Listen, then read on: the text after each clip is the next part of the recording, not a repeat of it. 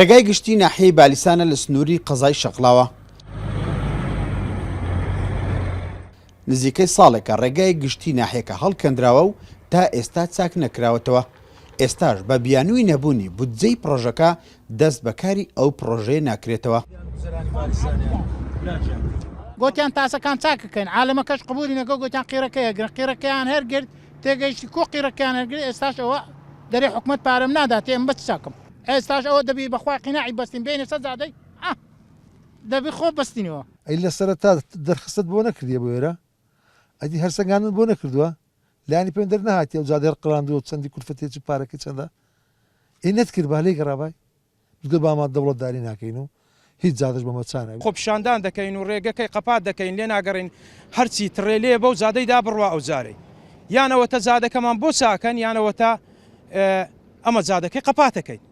بەڕاستی ژیان و گوزەران لە بالیسانی نەمای، ئەگەر باسی ژیان و گوزەرانیش بکەی ئێستا تەماشای ئەو دەغڕ و دان و تەماشای ئەو ماڵانە بکە، ئەو ماڵانە هەمووی وێران بووینە، بەڕاستی ژیان نەمایە. دانیشتوانی ناحیەی بالیسان بڕیاریان داوە ڕێگای سەرەکی لە بەردەم هاتوچۆی ئۆتۆمبیلە بارهەڵگرەکان دابخەن، ئەوانەی لە نێوان پارێزگای سلێمانی و پارێزگای هەولێر هاتوچۆ دەکەن.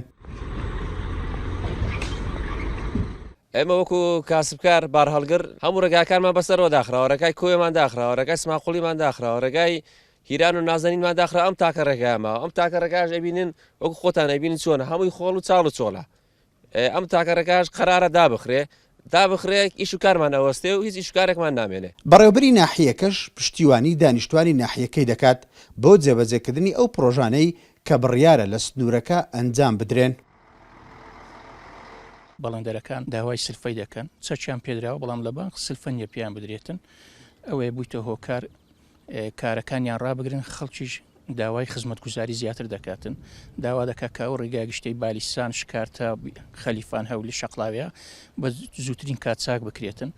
بەڵام بەڵێندەر ئەمڕۆ ئاگاداری کردینەوە بۆ 2000 تازە پێش ئێستا گوتی ئێمە ئێستا لە باقین بە هیچ شێوەیەکی گوتی هیچ بڕاک داراییەک نییە پێتان بدەین. تێچووی چاکردن و قرتاوکردن ڕێگای بالیسان بە درێژایی 5 کیلۆمەتر 7 میلیارد دینارە، بەڵام تا ئێستا تەنها 500 میلیۆن دینار بۆ بەڵێندەرەکە سرف کراوە، ئەوەش بۆتە هۆکاری وەستاندنی پرۆژەکە.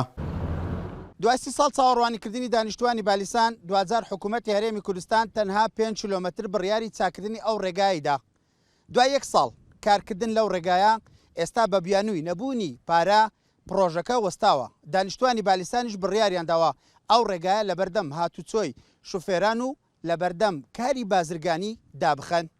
ئیسماعیل عوسمان، کورسات نیوز، ناحیەی بالیسان.